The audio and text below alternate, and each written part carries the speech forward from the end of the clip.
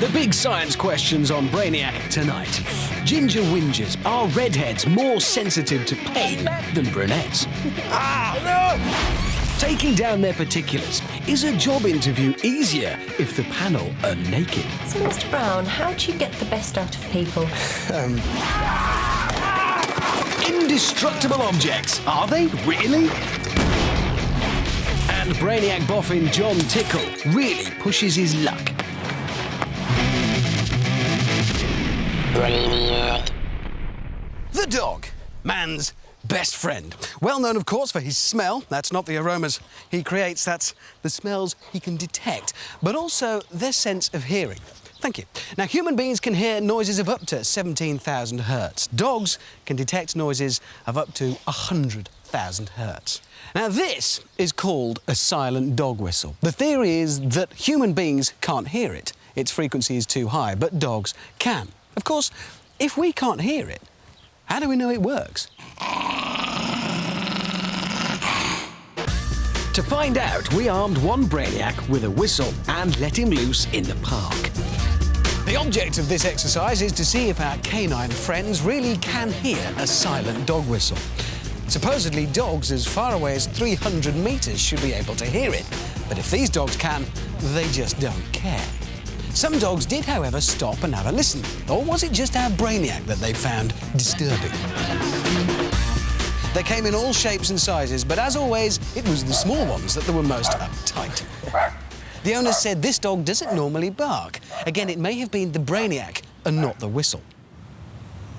OK, well, that experiment proved to be a little inconclusive. But what about your dogs at home?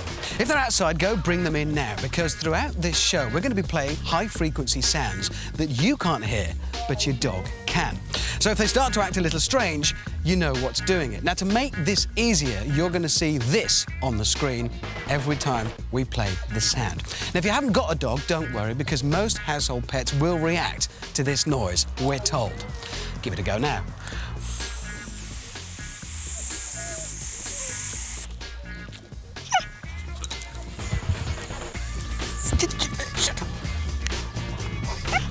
Well, there you go. It works for my dogs, but what about yours? Keep an eye out for the flashing symbol during the show.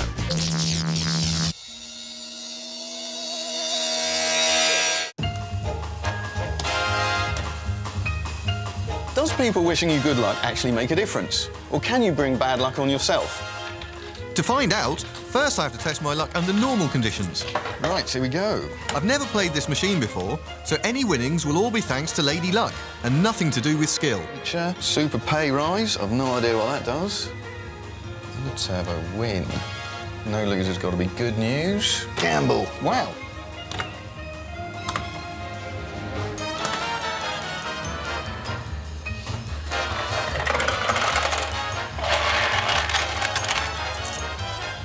So far, I've spent £15 and had a return of 13. Well, to see if there's any truth in the rumours about bad luck, I'm going to go out, tempt fate, and then come back and play this machine again and see how my luck has changed. One mirror, 7 years bad luck. 2 mirrors, 14.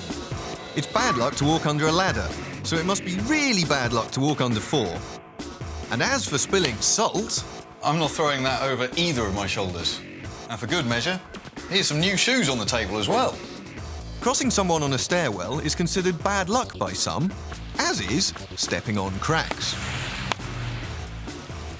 And now to top it off, that should do it. Now the ultimate test.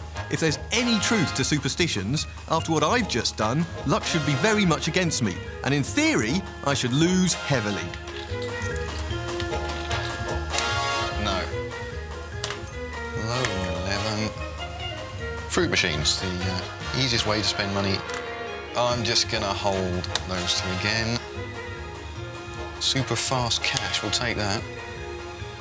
And now the moment of truth.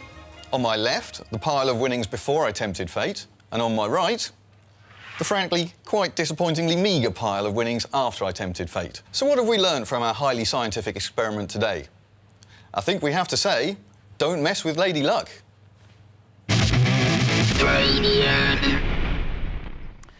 Anesthesiologists, the people who make sure you don't feel anything when you have an operation, reckon they've discovered something peculiar. They reckon that the ginger-haired folk are less able to withstand pain than the rest of us. But is that true? Or are gingers just whingers? We're going to compare the pain thresholds of a redhead and a non-redhead. So let's meet our two brave contenders. Over here on my left, in the red corner, we have Ginger Jeff. Over here on my right, in the brunette corner, we have Mighty Joe Roundtree. Special moves.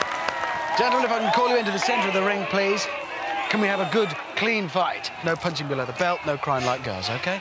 Back to your corners, please. We'll have seconds out. Round one.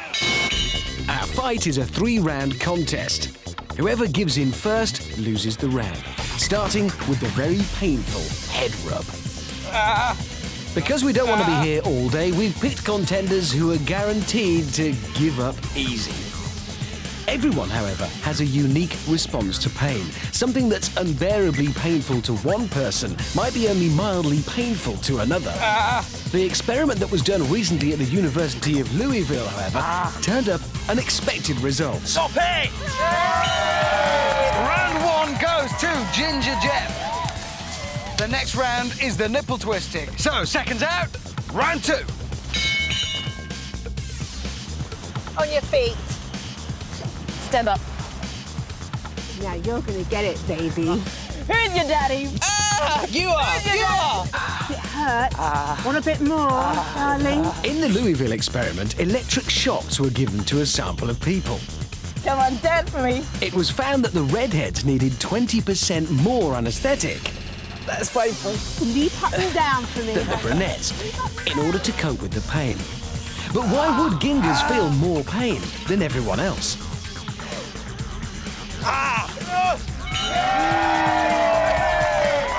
The second round goes again to the redhead corner and Ginger Jeff. Right, the third and final round is the wedgie.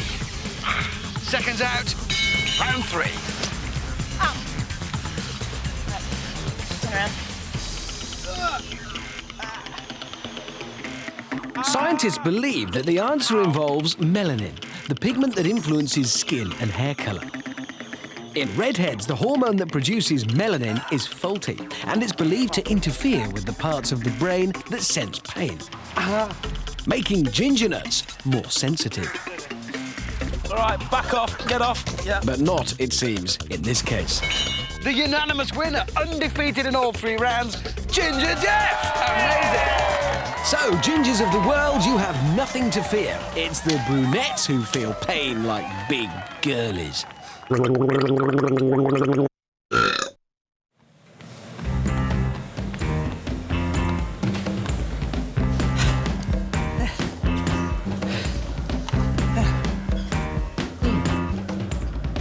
Sports drinks. Now, apparently we're told that these things rehydrate your body faster than ordinary drinks.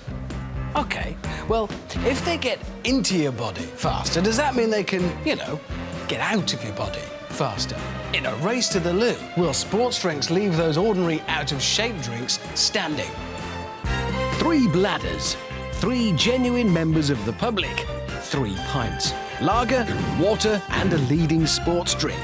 Once they're in, which will come out first? On your marks, get set. Drink. And they're off. The drinks will all go down at the same speed.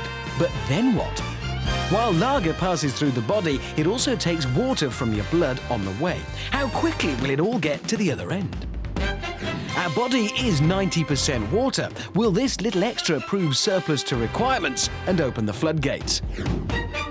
Sports energy drinks replace fluids lost by sweat. So will there be anything left to come out?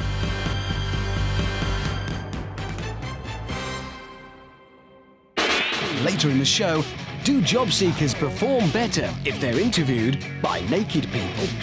Probably start with the school. And after last orders, is more lager really the answer to cool the afterburn of a spicy kebab?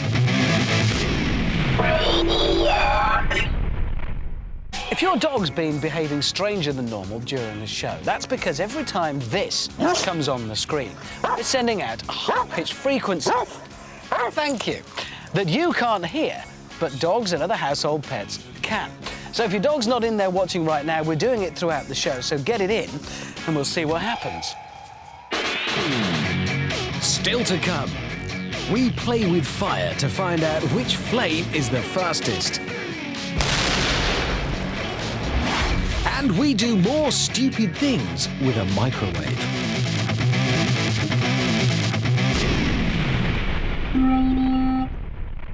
First, though, we're testing to see which drink travels fastest along 8 yards of intestine. 3 people, they've drunk 3 pints, water, lager and a sports drink. And now we wait.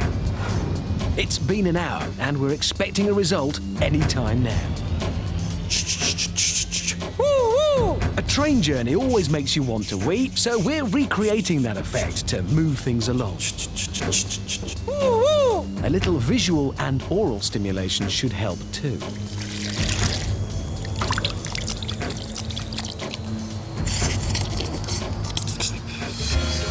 And a little musical inspiration.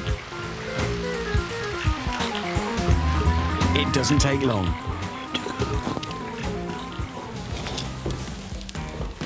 Our 3 guinea pigs will have to go immediately after each other so we can make a valid comparison between the 3 drinks. All our subjects were empty at the start of the experiment, and the one who can now provide the largest sample has the drink that has travelled the fastest.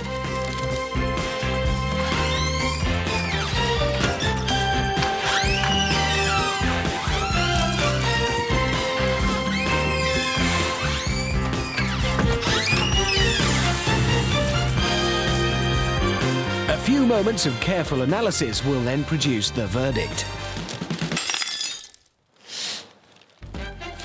We have the results. In 3rd place, sports drink with 250 millilitres. In 2nd place was water with 290 millilitres. And our winner was lager with 680 millilitres. Congratulations. So, a shock result. Sports drinks may be fastest into your body, but lager is the fastest out.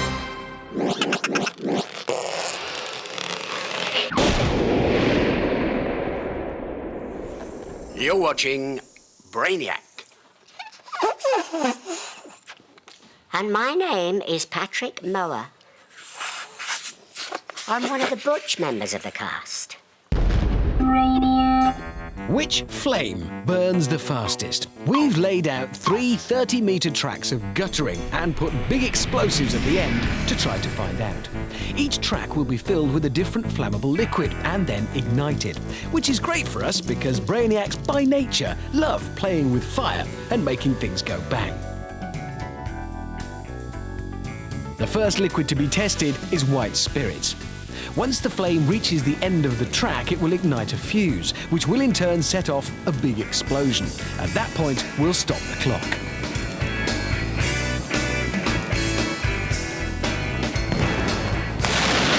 So, to become Brainiac's fastest flame, 1 minute 52.17 seconds is the time to beat. Now, who hasn't tried one of these? A flaming sambuca. Admittedly, it's not normally served in a 30-metre length of guttering, but we've thrown in the coffee beans for authenticity anyway.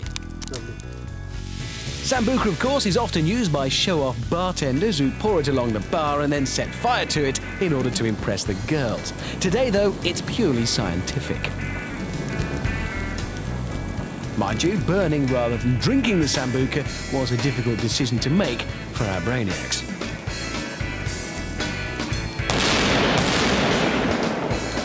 Sambuca sets a blistering pace of 1 minute 30.8 seconds.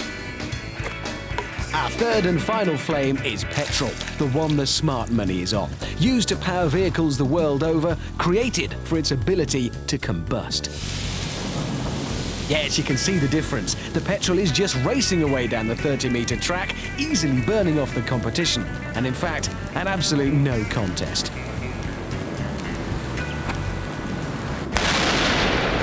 So, racing to a big finish. At 19 seconds, petrol officially the fastest flame.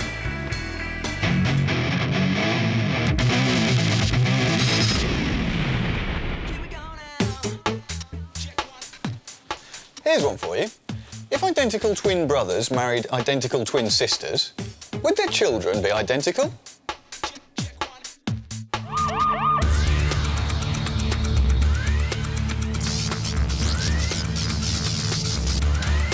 We tried putting steel wool in a microwave. It was interesting, but it didn't really have that factor. So how about an extra ingredient? Liquid oxygen. Stop! The following experiment is dangerous for your safety and the protection of those around you. Do not try this at home. No, really, don't. Liquid oxygen is used as rocket fuel. The microwaves make the steel wool fizzle and burn, and the oxygen ignites. It's highly volatile, and when the heat builds, it explodes. We do these experiments so you don't have to. Do not try this at home. No, really, don't.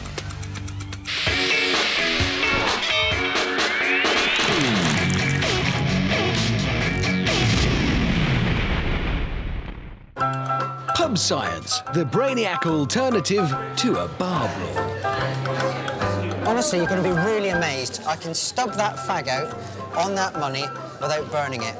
Just need something to conduct the heat away. I use 50p, and watch this. You're not really very impressed, are you? All right, what about... Listen, mate, I told you, not in my pub, all right? Go on, get out. Tin pot science. Go on, get out. Finish me pint.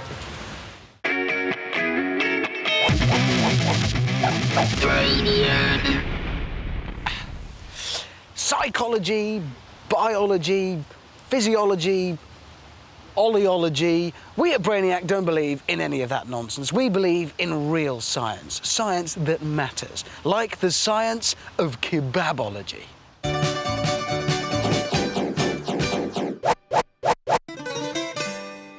One tasty doner, perfect Friday night nourishment.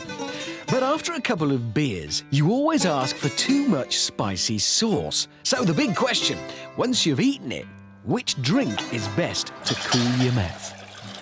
3 cool liquids, milk, lager and water, and 9 Brainiacs, well 8.5, willing to sacrifice the lining of their mouths. First, those kebabs. To this already spicy snack, we add one further ingredient.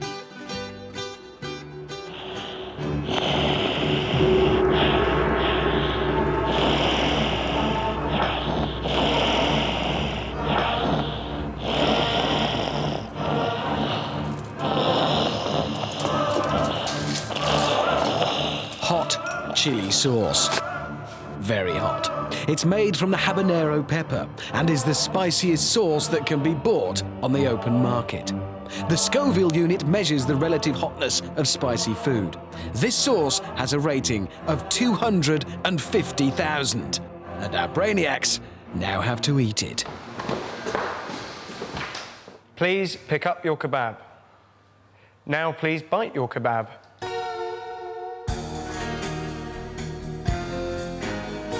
That's hot. Chili contains an alkaloid called capsaicin, which attacks the nerves on the tongue. It binds itself onto the taste buds and thereby causes the pain you feel. It also gives the sensation of heat.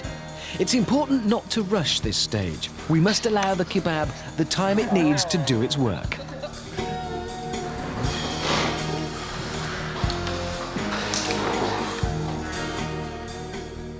Please score the pain out of 10.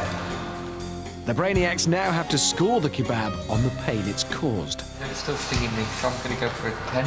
My lips are still throbbing, so I think I give it a good 8. 8 in my mouth, 9 on my face. That was a 10 for me, definitely. I'd say a 9.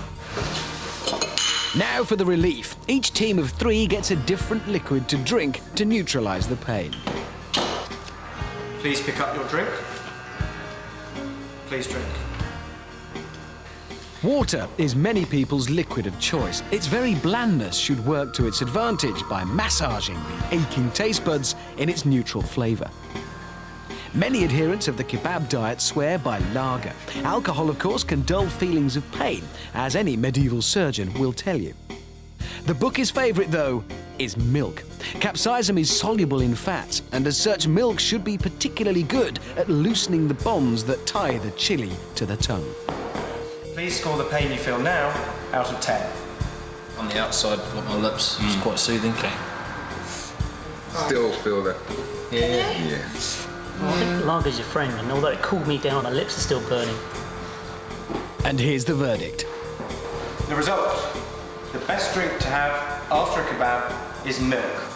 All of which leaves the Brainiacs with one more fairly urgent experiment.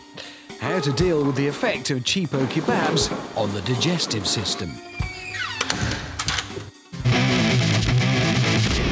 Brainiac.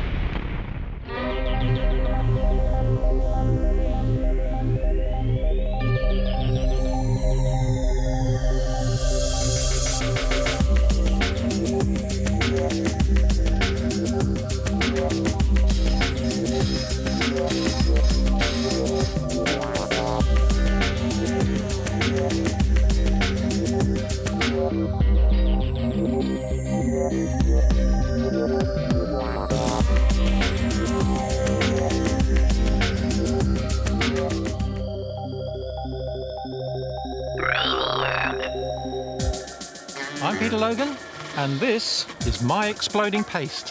When it's wet, it's safe, but when it's dry, it's very unstable. Logan's paste is made using iodine crystals and one other secret chemical. It's so volatile that when dry, even the movement of a small insect can detonate it. Peter Logan first made his exploding paste while at school after concocting a recipe from an old textbook. Way back then, the only use he found for it was practical jokes.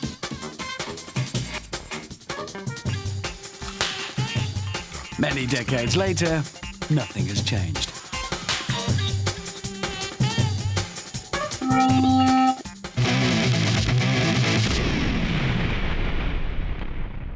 Dear John, I'm quite sceptical about this, but I've heard it several times.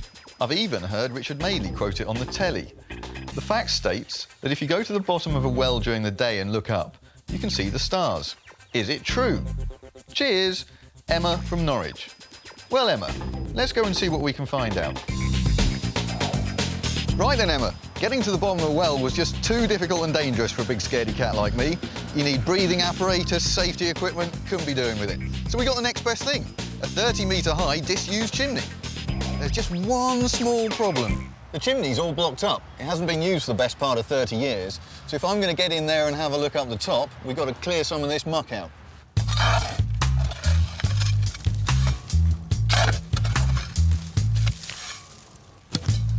I don't know, the lengths I go to sometimes, might as well get a kitchen roll tube and look through that.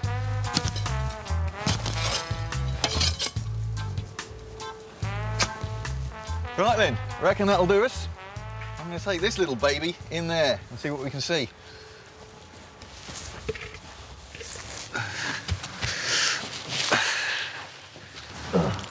Oh, bombs. Here we go. Let's see what we can see. Oh, dear me. Just as I suspected, you can't see a thing. Clear blue sky, not a dicky bird, not a star in the sky. Well, there you go, Emma. Conclusive proof. You can't see stars at the bottom of the well or a tall chimney.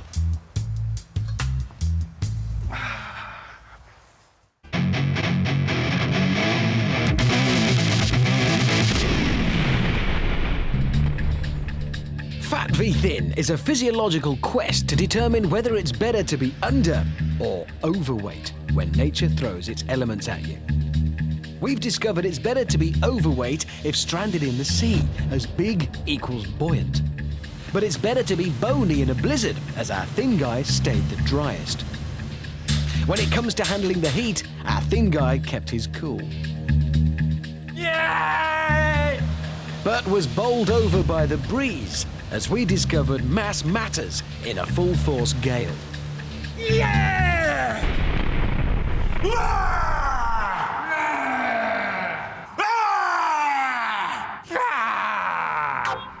In this Fat v Thin, we're going to find out if it's better to be under or overweight if stranded on the North Pole in just your swimwear. The room they'll be sitting in is maintained at a constant 0 degrees Celsius. Both subjects had a body temperature of 36.9 before entering the test area.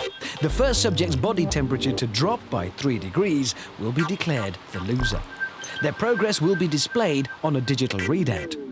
While the fat man has more insulation to protect him, he's less fit than the thin guy, who might be better able to regulate his body temperature. We'll return later in the show to see who's hot and who's not.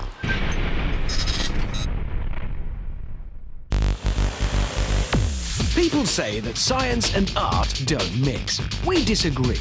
We think we can make great modern art, industrial amounts, enough to flog for huge sums to fund our lager habit.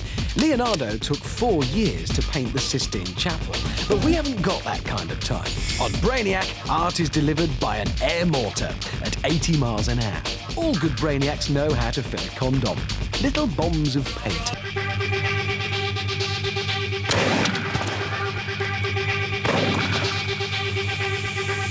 We like to leave our personal mark on our work. So how does it look? Well, like all modern art, crap. But I think we can safely say the biggest Jackson Pollocks are on Brainiac. Jeremy Brown works 9 to 5 at Brownlow and Jones. He gets 4 weeks holiday, as much stationery as he can nick, and he's bored out of his brain. Good afternoon, help desk. He'd like to tell his boss to take his rotten job and shove it where the sun doesn't shine. But he's desperate to get a mortgage so he can stop living with his parents. So he can't. That's why Jeremy is going for an interview for a new job. And that's where we come in, because we're going to give Jeremy some help. A bit of interview practice. And at the same time, he's going to help us with an experiment. Like a lot of people, Jeremy suffers from nerves during interviews, and bad nerves spoil his performance. Now, a lot of people reckon that a good trick to help calm yourself in that situation is to imagine the interviewer naked, and that helps make you less nervous. Well, let's not imagine it. Let's do it. You dig? Here they are, the panel he has to face. First, they're going to interview Jeremy fully clothed. Then, they're going to get their kit off. They're going to give him a score on how well he does each time, and we'll see if he managed to perform better the second time when they're less dressed. OK. They're ready for you.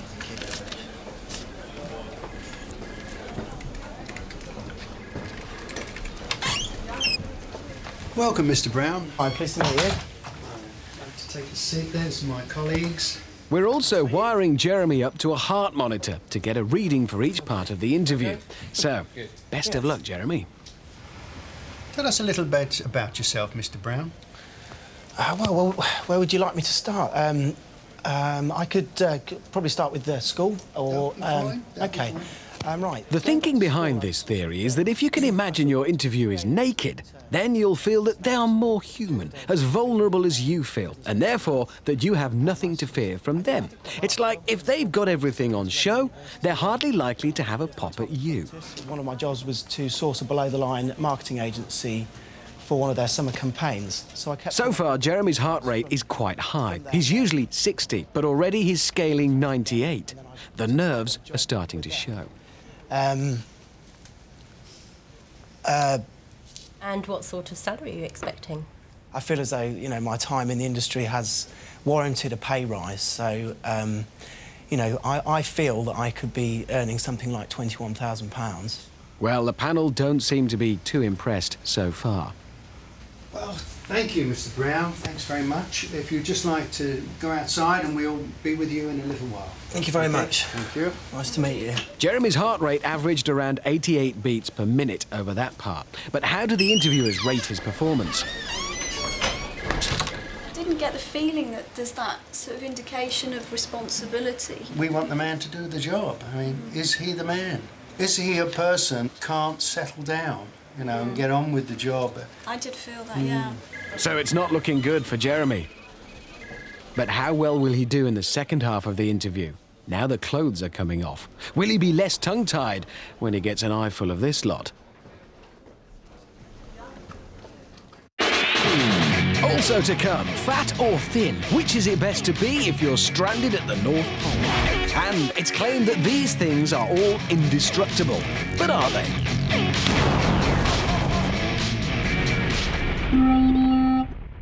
But first, Jeremy Brown is having a job interview. He's also testing out a theory for us, that you'll be less nervous and perform better in an interview if you can imagine your interviewers have less clothes on. So far they've been fully dressed, but for the second part they're going to interview him in their pants. The panel are ready, so how well will Jeremy do now? OK. They're ready for you again, sir. It's important that we get an accurate heart reading for Jeremy at the start of this part of the interview, so we haven't pre-warned him that his interviewers are now disrobed. Oh, Mr. Brown, would you like to take a seat again there, please? Yes. Well, not bad so far. Jeremy seems to be taking this new situation in his stride. However, when his mouth opens, it all starts to unravel. So, Mr. Brown, how do you get the best out of people? How do I get the best out of people? How do I get out the best out of people?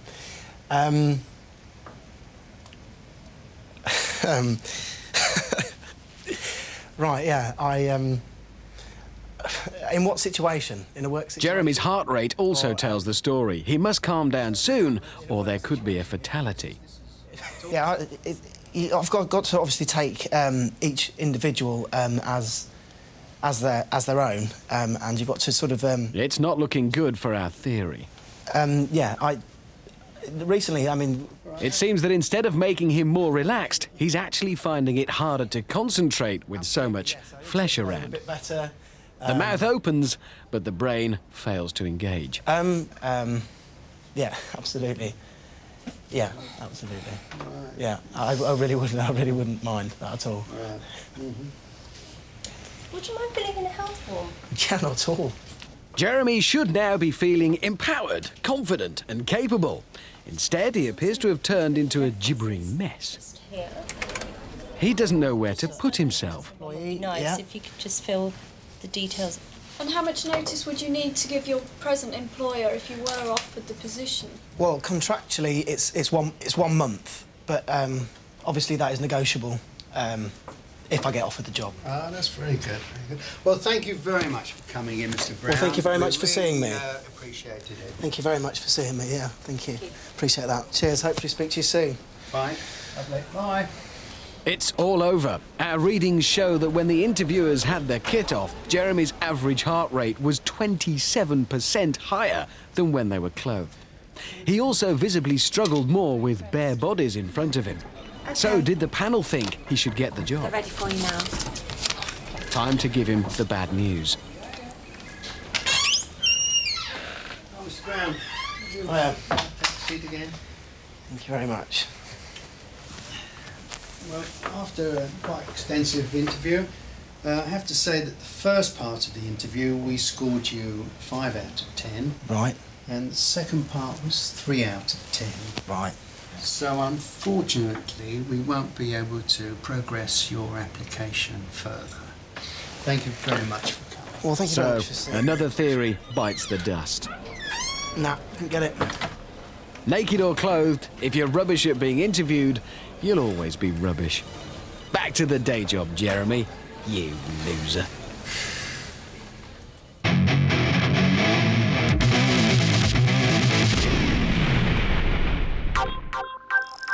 Is it better to be fat or thin at the North Pole? To find out, this experiment has been performed under strictly controlled conditions, with the temperature constantly maintained at freezing point. Before the start of this experiment, our 2 subjects had body temperatures of 36.9. The first person to drop 3 degrees and fall below 34 will be declared the loser. After 25 minutes of chilling out, our 6.5 stone thin guy is really starting to struggle, while our 22 stone fat guy has hardly felt a thing. Thin guy's puny body is frantically trying to raise its temperature by shivering. But it's too little, too late. So in this fat v thin, it's better to be porky than puny.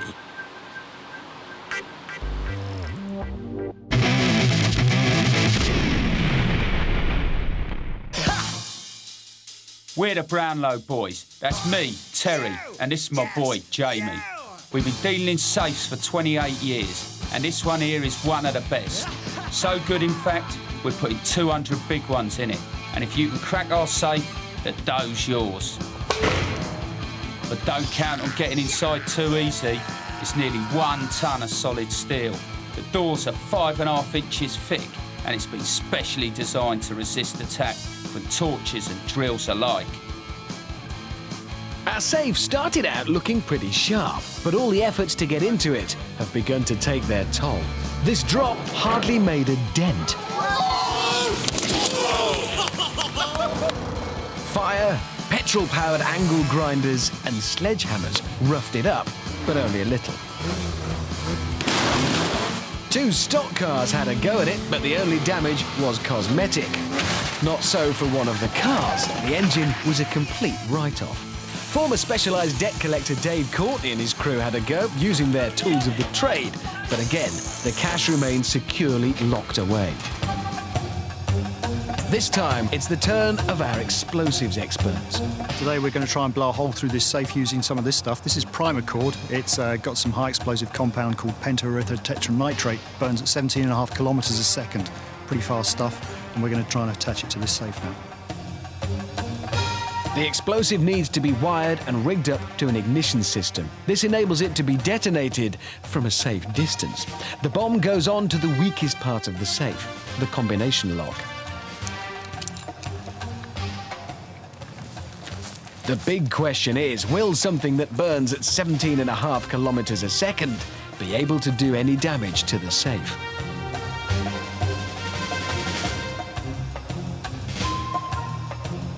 Five, 4, 3, 2, 1.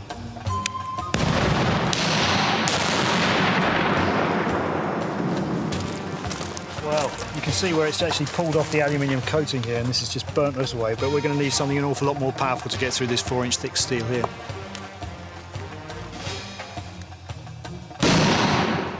So far, then, the safe has lived up to its name. But next time, will this Challenger 2 tank, armed with a high-explosive squash-head shell, finally be able to crack it open?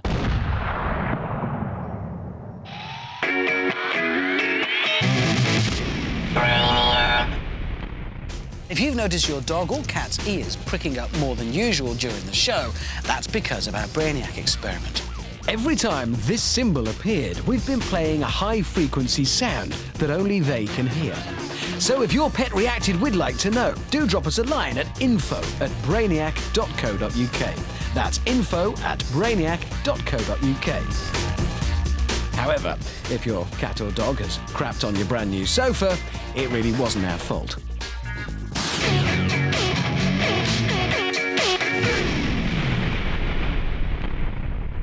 Oh, hangover. These will do. Relieves acid indigestion. Yeah, but why do they make me fart?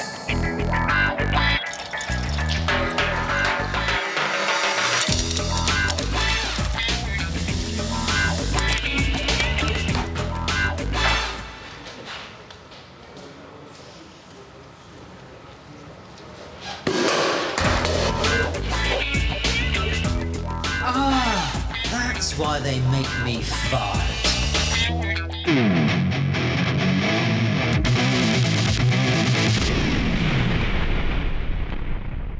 From appearances, these two glasses are the same. They're both transparent, they're both lightweight. But look what happens when I drop them. The glass on my right is unbreakable. The glass on my left was very breakable indeed. Most products that are claimed to be unbreakable are made of durable plastics like polycarbonate or super tough metals like titanium. And the reason those materials are so tough is down to their chemical bonds. Their atoms are very difficult to separate, and that makes them extremely tough and difficult to break. Now, here we have a selection of objects that are claimed to be unbreakable in normal, everyday use. So we've arranged a little test to find out just how unbreakable they really are. OK, let them loose!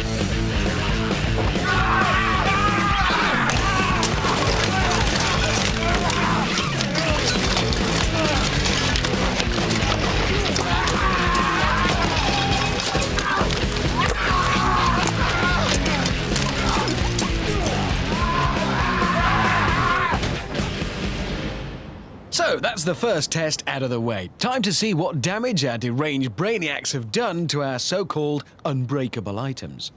That's had it. That's okay. No, that's all right. Right then. Well, we'll single out a few of these items for some special treatment. Westlife's Unbreakable. I wonder.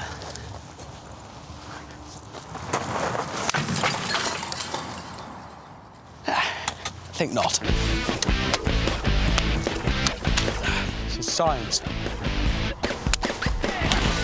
Now. Didn't break. That's no good at all. So, what to do with what's left? These items live up to their unbreakable name. But now, for the ultimate challenge, we really are going to sort the men from the boys. The plan is to place our surviving unbreakables in the caravan with 2 meteorological balloons filled with a mix of oxygen and propane. It's best to add those later. When ignited, the blast will be massive due to the rapid expansion of the 2 gases, but there won't be a lot of fire. This will enable us to cleanly examine our objects after the explosion. That is a military-spec Kevlar helmet. It'll protect the head from a high-velocity rifle round. It's pretty tough. That is a stab and bulletproof vest. It can withstand a point-blank shot from a .357 Magnum or a shotgun. Tough stuff. But is it unbreakable?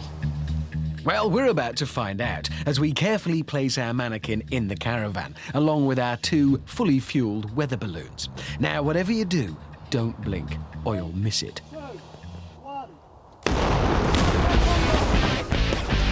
That's what happens when oxygen and propane rapidly expand. The gas has to go somewhere. And as you can see, the caravan goes everywhere. Right, let's go and see what's left. The caravan's not unbreakable anyway. I'm just looking for bits. Right, let's have a look at our fella in his protective kit. It's rather gruesome. Up you get. How are you doing? Now, stab-proof vest.